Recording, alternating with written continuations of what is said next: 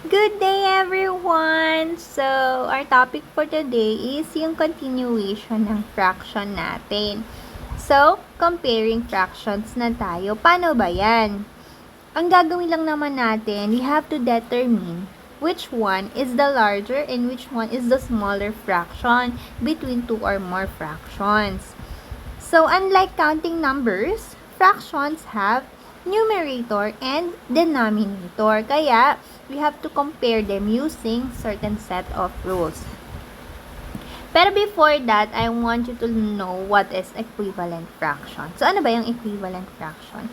Sila yung different fractions pero they represent the same value. Example, 1/2 equal yan sa 2/4. Kasi actually, yung 2, yan yung kalahati ng 4. Diba? Kasi yung 1/2, kalahati yan, 1/2. Kalahati. Yung 2, yan din yung kalahati ng 4. Yung 1, yung kalahati ng 2. Yung 3, 6. Yung 3, yan yung kalahati ng 6. Yung 4, yan yung kalahati ng 8. Diba? They represent the same value. Para mas maintindihan nyo, meron ako ditong images. So, itong square na to, same lang yan, same square. Ito nga lang hinati sa dalawa, ito naman natin sa 4. Yung shaded part ay ito. Tingnan niyo yung shaded part, same lang, diba? So, ganun lang din yung equivalent fractions. They are different, pero they represent the same value. Diba? Like fractions. So, ano naman yung like fractions?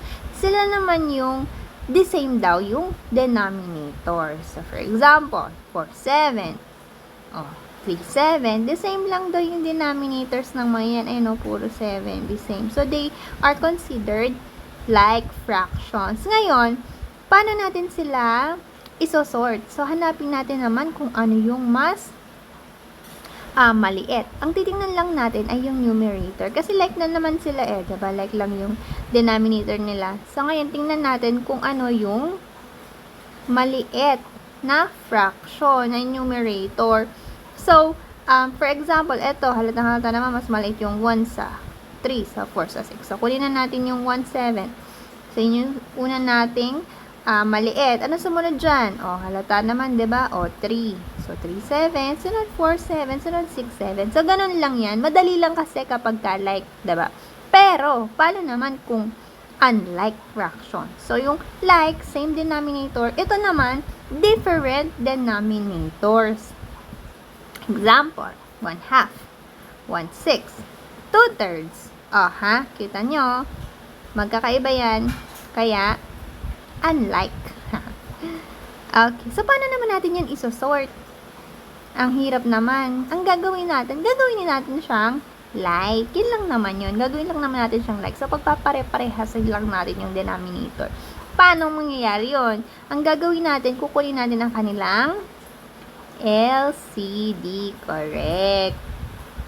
Eto, mostly siguro alam niyo na naman ito, 'di ba? Pero let's review na lang din kung ano yung LCD. So, gagawa tayo ito. Same pa rin, gagawa lang tayo ng ganitong lines and then ilalagay natin sa left side yung mga denominator. Ito yung 2. Ako sinort ko lang 3 and then 6 para mas madali yung makita. So, 2, 3, and then 6. So, yun lang din yun. And then, ililistan natin yung kanilang mga multiples. Alam niyo yung multiples, yung nung elementary tayo, minememorize natin yung multiplication table, diba? 2 times 1, 2, 2 times 2, 4. So, yun yung 2, 4, 6. Yun, yan, 2, 4, 6. Yan yung mga multiples niya. Sunod-sunod pa yan. May 8, 10, 12 pa yan. Yung 3 din meron. 3, 6, 9, 12. Yun yung mga multiples nila, diba? 6, 12, 18, ganyan. Ngayon, pag nakita niyo na may similar, may lumabas na number na kapareha.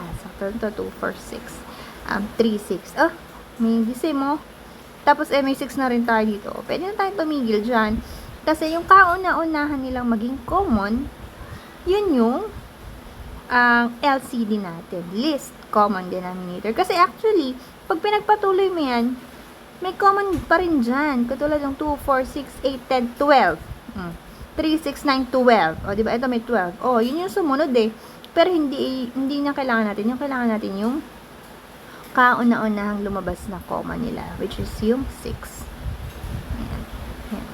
Ayan. Diba? Ang dali lang. Yan lang naman yung LCD. Pagkatapos natin makuha yung LCD, syempre, common na yung denominator, yun na yung gagamitin nating denominator, yung 6. Kasi yun yung common nila.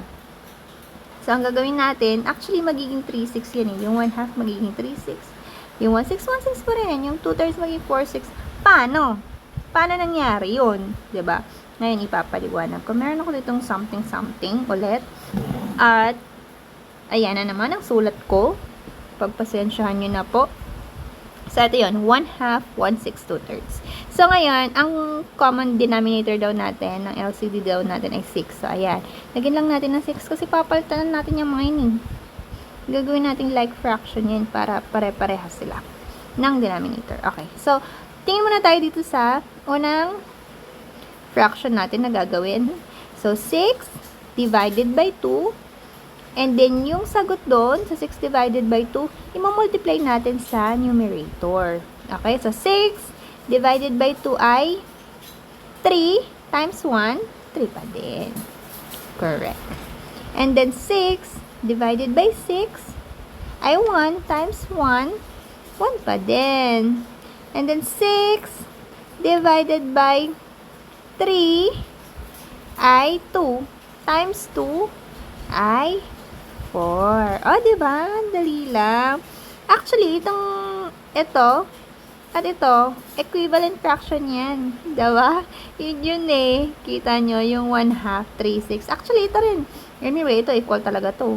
And so, equivalent din yan. Yun yung purpose natin. Kinuha lang natin yung equivalent fraction nila para similar yung kanilang denominators. Okay? Close ko lang to. So, ayan na yan. 3, 6, 1, 6, 4, 6, yun yung sagot natin. Ngayon, since nakuha na natin yung ating mga bagong fraction na like na sila, which is equivalent lang dito, isa-sort na natin siya. So, same lang din sa rule ng mga like fraction. Look at the numerator, kung ano yung mas mababa, yun yung mauuna. So, 1, 6, 3, 6, and 4, 6. Diba? Dali. Ganun lang yun. And then, ito naman, cross multiplication. So, ito yung aking favorite kasi doon tayo sa madali. Mas madali ito. Kasi for example, dalawa kang i-compare. Ang gagawin mo lang naman dyan, una, ayan, i-multiply mo lang yung denominator nitong isa, nitong unan natin sa numerator nito. Pa-cross nga eh. Pa-cross lang talaga siya. So, multiply there, and then multiply then sa kabila. So, ito muna, 4 times 2 ay 8. So, doon may lagay sa kabila, kung saan yung may numerator. So, 4 times 2, 8. Kabila naman, 3 times 3 ay 9. O, diba? So, pag ganun siya, pag ganun, doon ang sagot. So, 4 times 2, 8. 3 times 3, 9. So, alin dito ang mas malaki? 9 or 8? Yun na lang gagawin, 9 or 8. Siyempre, yung 9. So, kung ano yung side ng mas malaki, kung saan lumabas, dito yung 9, diba? Mas malaki dito. So, ito yung mas malaking fraction. Diba? Ang dali yun ang pinaka mas magandang gawin. So, that's it for today. Thank you for watching.